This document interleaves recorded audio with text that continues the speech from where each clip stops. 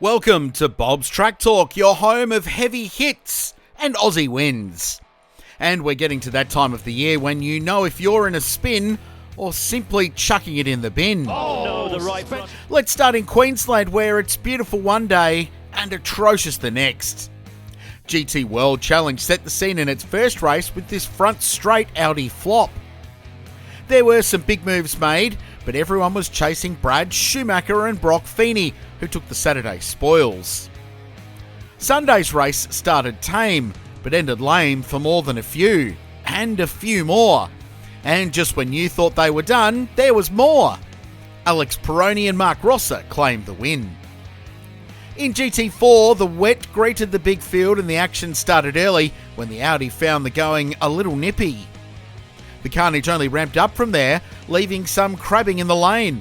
But nothing will beat this huge front straight howler for Ryan Hansford, who was lucky to escape unharmed. The race was called, and AM driver Shane Smollen handed the win. Sunday brought some sun, thank goodness, but that didn't stop the spinners, or the hits, or, frankly, the weirdness.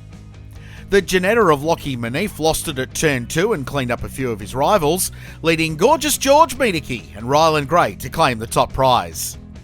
In the perfect Porsches, there were some good stories to tell. But Tom Bewley's back straight bounce wasn't one of them.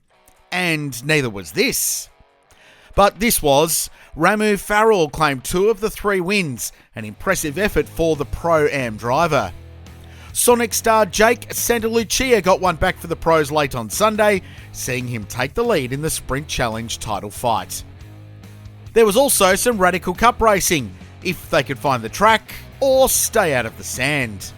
Now let's head to Barcelona, Formula 1 and the Spanish Grand Prix. And our boy Oscar Piastri continued his winning ways, claiming his 5th win for the year to extend his title lead. But there was madness behind him. Fernando Alonso found the going tough, Kiwi Liam Lawson got a little too close to Ollie Behrman, and Max wasn't happy with the traffic. The race climaxed when Merc boy Kimi Antonelli's Benz blew up, and Toto was not impressed.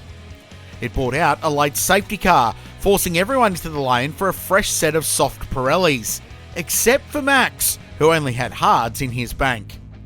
When the race restarted, Max used every bit of skill to keep his car in the black stuff, but he lost positions.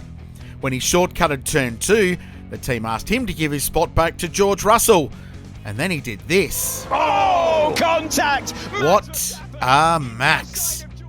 Stateside now, in the narrow streets of Detroit were the home of IndyCar for the weekend. Felix Rosenqvist was in a twist. Kiwi Scott McLaughlin nerfed Nolan Siegel into the wall, while Britt Callum-Ilott found turning tough when his wheels were not tensioned. David Malukas gave Indy 500 winner Alex Palou a shove before a suspension failure put Louis Foster into the wall and also finished Rosenqvist's day. Somehow there were still cars left in the race, and it was Kyle Kirkwood who took the checkers for the Andretti team. Also in Detroit was Indy Next, and well, we'll just let the pictures do the talking. And finally, NASCAR got nasty in Nashville. The Music City was a symphony of spins and multi-car hits, and even title contenders were ringing their bells. Ryan Blaney took the win and played that sweet, sweet sound that only a victory burnout can bring. So that's it, I'm Richard Craill, and if you liked that, there's more this time next week, right here on Bob's Track Talk.